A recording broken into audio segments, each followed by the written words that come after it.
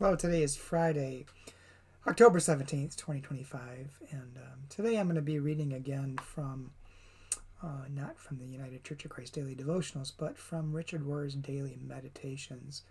Um, and Richard, I believe, is a Franciscan priest in the Catholic tradition. Um, I'm always surprised when I read his stuff that they haven't defrocked him or sent him out of the church. But anyway,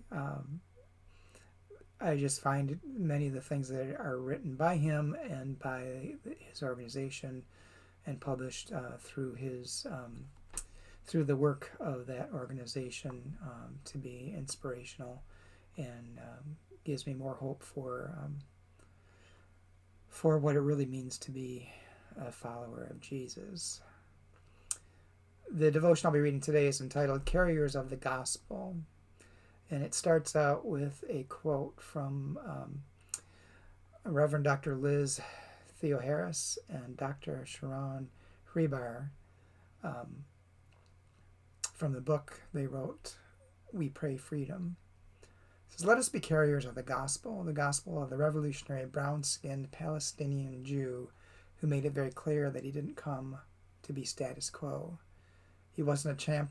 He was not a chaplain of the empire, but a prophet of God." And the authors of this article write that Reverend Dr. Liz Theoharis and Dr. Sharon Hribar describe crises as opportunities to work for justice, as Jesus did. And they write, "As our society continues to be engulfed by crises, the time for complacency has passed. From the lack of healthcare coverage for tens of millions of Americans to the tragic death toll of endless wars and environmental disasters, from the assault on democracy to the glaring inequalities laid bare by the pandemic, it is clear we stand at a generational crossroads. This is a kairos moment, a time of crisis and opportunity. In biblical terms, it is a moment when the foundations of injustice are exposed, prophetic voices call for change, and movements for justice take root." Luke chapter 4, verses 14 through 30 is known as Jesus' first sermon, delivered in his hometown of Nazareth. It marks the beginning of his public ministry during a kairos moment not unlike our own. Jesus announces his mission of societal transformation, quoting the prophet Isaiah. He proclaims, "The Spirit of the Lord is upon me, because he has anointed me to bring good news to the poor. He has sent me to proclaim release to the captives and recovery of sight to the blind, to set free those who are oppressed, to proclaim the year of the Lord's favor." And those are specifically from the Gospel of Luke chapter 4, verses 18 through 19. They go on to say, "Too often the Bible's good news is reduced to matters of individual salvation and detached from Jesus' goal to transform the world. But a close reading of the Bible, including the teachings of Jesus, reveals a vast anti-poverty program and social justice mission which call on us to resist unjust economic practices and build a society in which everyone's needs are met." And then the authors of the article make a note that the Freedom Church of the Poor provides resources to empower prophetic and hopeful movements for justice. Drawing strength from these biblical principles, the Freedom Church of the Poor tradition teaches us to stand up for one another, care for the least of these, and dismantle laws that perpetuate injustice. If we believe that God stands with the oppressed and that Jesus preached liberation, then collective action by those most impacted by injustice is imperative. By taking collective action with and as poor and dispossessed people, we bridge our spiritual convictions and our hunger for transformative change. In the Freedom Church for the Poor tradition, we envision a world where every life is sacred and every need is met. This vision challenges the normalization of injustice and the valuing of profit over people. Through nonviolent moral direct action, marches, boycotts, sit-ins, and more, we reject the status quo and reclaim the moral narrative. We create spaces where justice is reimagined and a moral revolution of values becomes irresistible. And this kind of writing just resonates with me and was my ideal, I think, when I was going into ministry, of what ministry really should look like.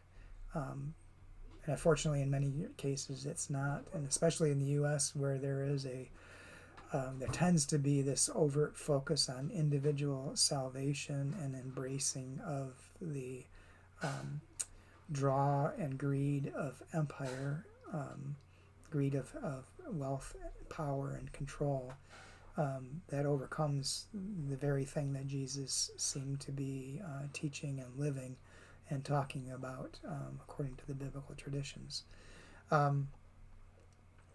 So many people just seem to just ignore those aspects of the biblical stories. And I think knowing a little bit about the history of Islam, Muhammad, and also Buddhism, there's some sense there of the same sort of exposure, prophetic calling out of the inequities in the world, and really looking at different paths to the same thing, and that is building a unity of creation of people, maybe in different ways, but still that is the focus. And yet, almost in every tradition, empire has gotten a hold of the traditions and bastardized them into something that supports empire rather than building community. Anyway, those are my thoughts reading this meditation from the Center for Action and Contemplation, part of Richard Rohr's Daily Meditations. And hope it's given you something to think about, and think about Christianity in a different way. Think about your faith tradition or non-faith tradition, whatever that may be, in a different way. But certainly thinking about how you can use your own life to work for social justice in the world and help build community. As I really do think, I was listening to a podcast the other day with Trip Fuller, and I don't remember the other gentleman's name, talking about how we're never really going to change the world completely, but we can do what we can with what we have where we are. Because reading the biblical stories, I kept thinking, and I often said in some of my sermons, that the more things change, the more they stay the same. It's just an evil that we continue to have to fight and work against, and it has not ended, and in fact has gotten, I think, stronger in the last few years. So anyway, hope that's something for you to think about, and hope to talk to you again soon. And don't forget that there are opportunities for protesting across the United States tomorrow, October 18th. So look for a way that you can get out there and work on protesting against an unjust situation and power equity and wealth equity in our world.